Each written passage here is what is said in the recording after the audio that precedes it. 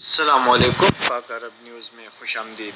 ریاض میں پاکستانی سفارت خانے کے تمام قونصلر خدمات بحال۔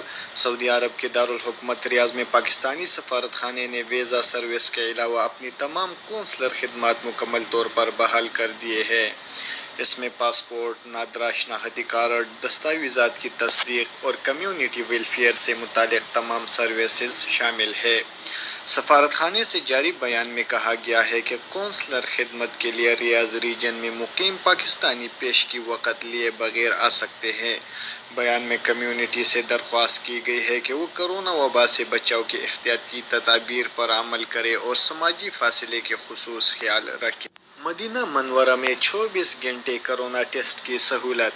مدینہ کے محکمہ صحت کے ترجمان موعد ابو عنیق نے بتایا کہ وزارت صحت نے مدینہ میں مقامی شہری اور مقیم غیر ملکیوں اور غیر قانونی طور پر مقیم تارکین وطن کی سہولت کے لیے 3 ہیلتھ سینٹرز قائم کیے ہیں۔ ترجمان کا کہنا ہے کہ تینوں سینٹر 24 گھنٹے کورونا ٹیسٹ، معائنے اور علاج کے لیے کھلے رہتے ہیں۔ ان سے استفادے کے لیے پہلے سے تاریخ اور وقت لینے کی ضرورت نہیں۔ ریاض: گودام سے 5 لاکھ ریال کا سامان لوٹنے والا گروہ گرفتار۔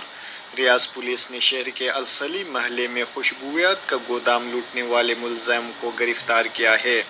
ان کے قبضے سے 5 لاکھ ریال مالیت کا لوٹا ہوا سامان بازیاب کر لیا گیا ہے۔